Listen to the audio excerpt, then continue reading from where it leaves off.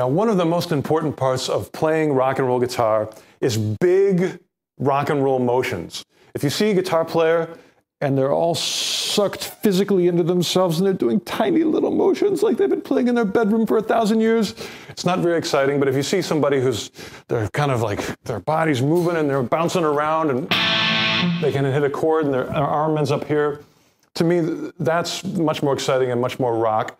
And it's not always easy to do, because one of the most difficult things about the electric guitar is it has 6 strings. So if you play one note, especially if you play it hard, it means that the other 5, you have to control them so they won't make noise. If you don't control them, it sounds like this. And that's ugly. So you want to use various parts of your left hand to mute out those other strings, because I'm actually picking all 6 notes with as much force as I can. But if I mute properly, only that one note will come out. So the specifics of how I'm doing that is I'm using this part of my hand to mute the trebly strings, using my thumb to mute out the bottom string, and this probably the smallest motion is I'm using the very tip of my 3rd finger, which is playing the note on the D string, and it's touching just very lightly the A string, so it doesn't ring out. So that way,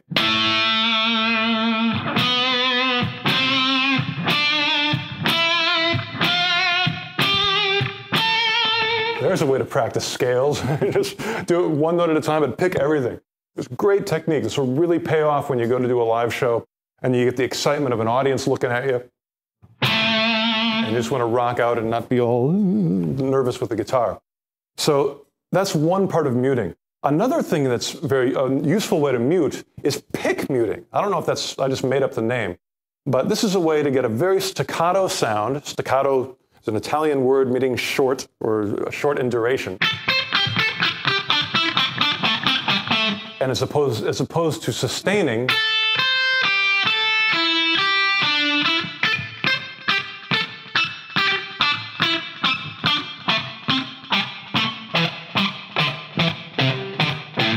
I'm picking it very hard, so it has a strong attack. And I'm not doing typical muting. Most typical muting is with your palm, like that works, and it gives it sort of this nice muffly sound.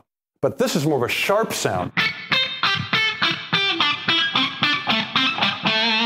And the way it works is, imagine my arm is the string, and if I'm picking down, I immediately pick up again, except I stop and just hold the string in place.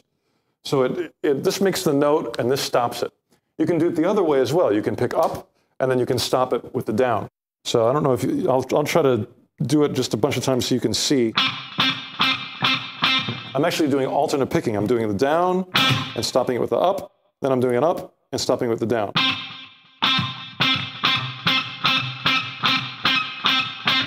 Now, my palm is actually muting out some of these strings so they don't make any noise, but the string that I'm playing is not being muted by my palm. It's purely being muted by the pick. And I really like this sound. You can make really interesting and very aggressive sounding licks by going,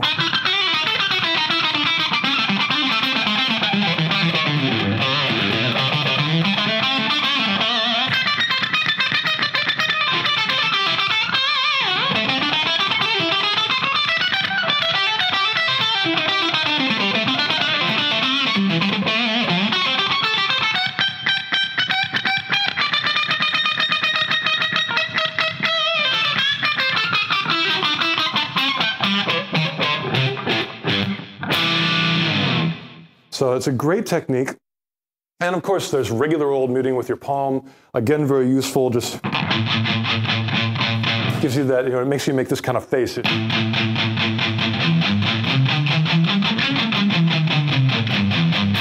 That's very metal. It's very chug, chug, chug. Especially if you do one big upstroke on all 6 strings before you hit the chord.